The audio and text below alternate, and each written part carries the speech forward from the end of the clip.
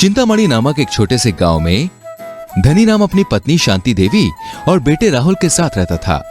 धनी राम एक मध्य वर्गीय परिवार से था और वो खेती करके अपने परिवार का गुजारा कर रहा होता है। इसी तरह दिन बीतते जाते हैं और राहुल अब बड़ा हो जाता है और अब उसकी नौकरी भी अच्छी जगह लग जाती है, जिससे राहुल अच्छा खासा पैसा कमाने लगता है। और अब राहुल की शादी की उम्र भी हो गई थी। एक दिन धनीराम की पत्नी राहुल से कहती है, अरे बिटवा राहुल, अब तो तुम्हारी शादी की उम्र होए चली है। हाँ अम्मा, लेकिन कोई अच्छी लड़की मिले तब तो करें शादी। और हमारा घर भी देखो अम्मा, काफी छोटा है। तेरी बहू आएगी तो कहाँ रहेगी? ये तो केवल 2 ही कमरे का मकान है, एक आपका कमरा और एक हॉल। अब ऐसे में वो आएगी तो कहाँ रहेगी अम्मा? बिटवा, कह तो तुम सही रहे हो, लेकिन अब कर भी क्या सकते हैं? अम्मा, क्यों ना हम एक नया घर बनवाएं? और अब तो मैं अच्छे खासे पैसे भी कमा लेता हूँ, तो पैसे की भी चिंता खत्म।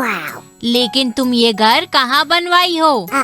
अरे अम्मा, वो जंगल में एक जमीन खाली पड़ी है ना, वहीं बनवा लेते हैं। बिटवा, तुम बतिया तो एकदम बढ़िया वाली कह रहे हो। इसके बाद दोनों माँ बेटे निर्णय लेते हैं कि वो अपना नया घर जंगल में पेड़ के ऊपर ही बनाएंगे, ताकि वो जानवरों से सुरक्षित रह सकें। और नई बहू को लाने के लिए एक बड़ा सा घर भी हो जाएगा।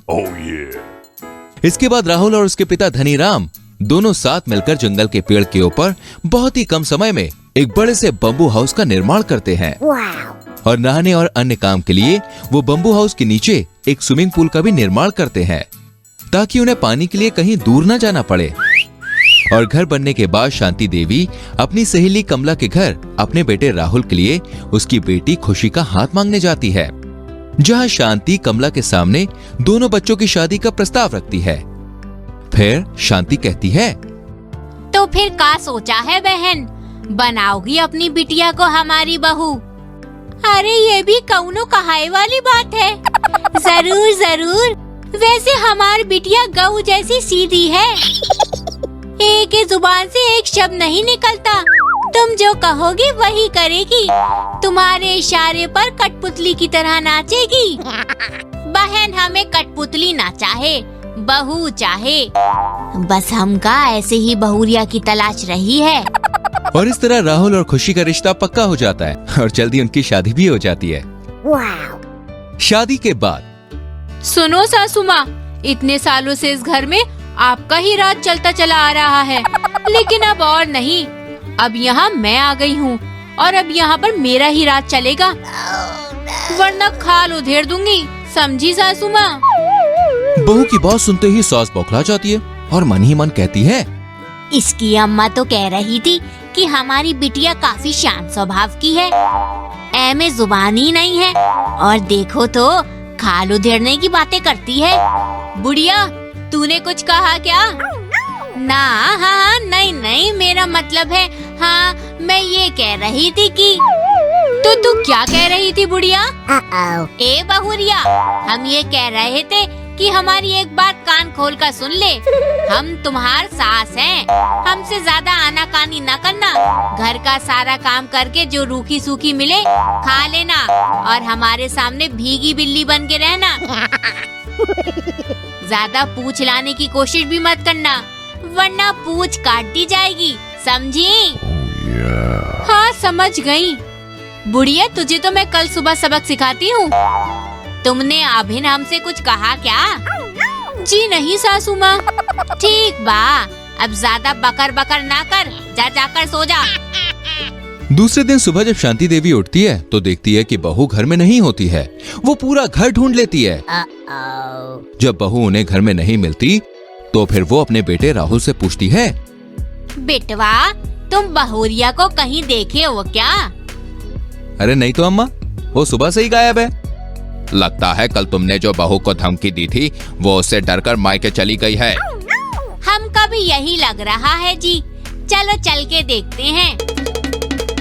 इतना कहते ही सास घर से नीचे उतर कर आती है और बहू को ढूंढने लगती है। तभी उसे सामने से बहू अपने कंधे पर एक शेर लिए हुए आती हुई दिखाई देती है। ई का है बहुरिया? ये तो भीगी बिल्ली है सासू माँ। बहुरिया, ए हमसे मजाक ना कर, ये तो शेर है। अब शेर है तो शेर ही दिखेगा ना सासू माँ। ये अब इसे तुम कहाँ से उठाकर लेकर आई हो? सासू माँ, कल आपने ही तो कहा था ना कि मेरे सामने भीगी बिल्ली बन के रहना, ज्यादा पूंछ हिलाने की कोशिश न करना। तो वही मैं सोची कि ये भीगी बिल्ली होती कैसी है, वही देखने में जंगल में गई थी। अब वहाँ ये देखे तो मैंने इनसे पूछा कि भाई ये भीगी बिल्ली कैसी होती है, और ये महाशय है कि मुझे देखकर दहाड़ मारने लगे। मैंने भी दे दिए 2 कंटाप खींचकर और इसे यहाँ लेकर चली आई। Oh my God! सुनिए जी, ये कोई मामूली लड़की नहीं है जो शेर पर काबू पा सकती है। वो मेरा क्या हाल करेगी? समझ गई ना सासू माँ। अब जाओ ऊपर से सारे बर्तन लेकर आओ और यहाँ इस तालाब के किनारे बैठकर मांजो। उसके बाद कपड़े लाकर धो देना, फिर खाना भी बनाना बाकी है। अरे ओ महारानी, अरे मेरा मतलब है कि बहू रानी, ये तालाब नहीं है, ये स्विमिंग पूल है। इसमें कपड़े बर्तन नहीं धोते, इसमें तैरते हैं।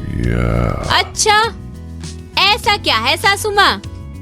तो फिर ठीक है, आप जाकर ऊपर सफाई करो, खाना बनाओ, काम करो, और मैं यहाँ स्विमिंग पूल के मजे लेती हूँ। ठीक है बहू। अब फिर क्या था, शांति खुशी से डर के रहने लगती है और अपनी बहू खुशी की हर छोटी बड़ी बात मानती है।